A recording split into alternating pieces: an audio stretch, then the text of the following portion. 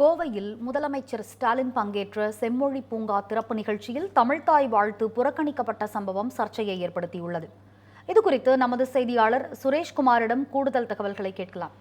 சுரேஷ்குமார், சொல்லுங்க, கோவையில் முதலமைச்சர் ஸ்டாலின் அவர்கள் பங்கேற்ற செம்மொழி பூங்கா திறப்பு நிகழ்ச்சியில தமிழ்த்தாய் வாழ்த்து புறக்கணிக்கப்பட்டிருக்கிறது. விவரங்கள் என்ன, விரிவா வழங்குங்க.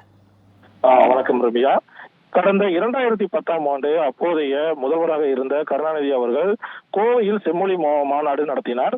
அந்த செம்மொழி மாநாட்டில் கோவையில் செம்மொழி பூங்கா திறக்கப்படும் என அறிவித்திருந்தார். அந்த பூங்காவானது தமிழின் புகழை பறைசாற்றும் வகையில் அமைக்கப்படும் என அறிவிப்பு வெளியிட்டிருந்தார்.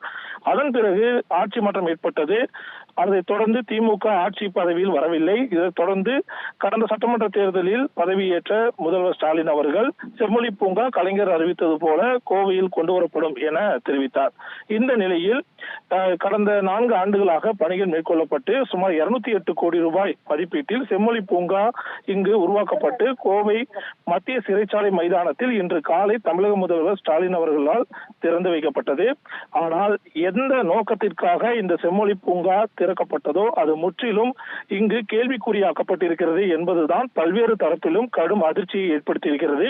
குறிப்பாக இந்த செம்மொழி பூங்காவானது தமிழை பறைசாற்றும் வகையிலும் அதன் புகழை உலகுக்கு தெரிவிக்கும் வகையிலும் பொதுமக்களுக்கும் தமிழ் மீதான பற்று அதிகரிக்கும் வகையிலும் இந்த பூங்கா அமைக்கப்படும் என தெரிவித்திருந்த நிலையில் இந்த பூங்கா திறப்பிற்கு முன்பாக வழக்கமாக தமிழ்த்தாய் வாழ்த்து வெவ்வேறு அரசு நிகழ்வுகளில் பாடப்படும். ஆனால் முக்கியமாக தமிழை புகழை பறைசாற்றும் இந்த பூங்காவுடைய திறப்பிற்கு முன்பாக தமிழ்த்தாய் வாழ்த்து முற்றிலுமாக பாடப்படாமல் புறக்கணிக்கப்பட்டது.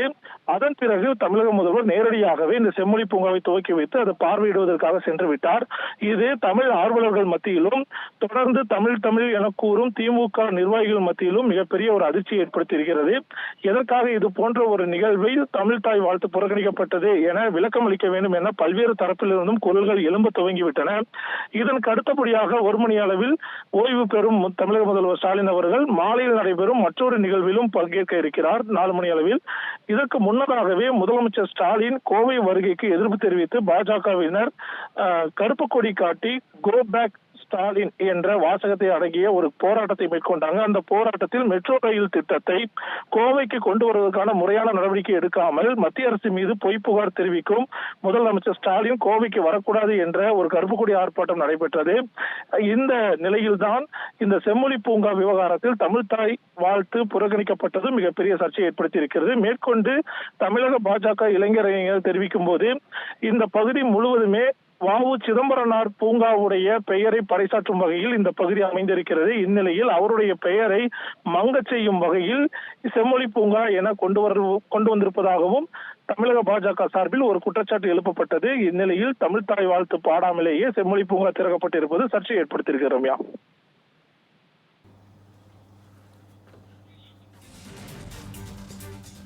விவரங்களை வழங்கியமைக்கு நன்றி சுரேஷ்குமார்.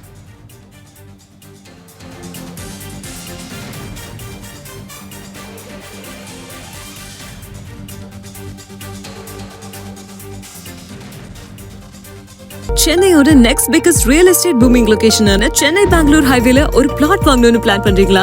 பூந்தமல்லியில 6,000 per square feet, ஸ்ரீபெரும்புத்தூர்ல 4,000 per square feet market price இருக்கும்போது நம்ம ஜி ஸ்கொயர்ல மட்டும்தான் half the price of Sriperumbudur and 1/3 the price of பூந்தமல்லியிலேயே உங்களுக்கு வில்லா பிளாட்ஸ் கிடைக்கும். Yes, launching G Square Etna Attandalam near Savitha Medical College. Early bird price of villa plots வெறும் 1,790 per square feet. அதுவும் for first 15 bookings only. For bookings call 8939750009.